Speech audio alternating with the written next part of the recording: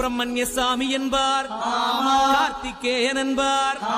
சுவாமிநாதன் என்பார், முக அமுதன் என்பார், பாலசுப்பிரமணியன் என்பார், கருணாகரன் என்பார்,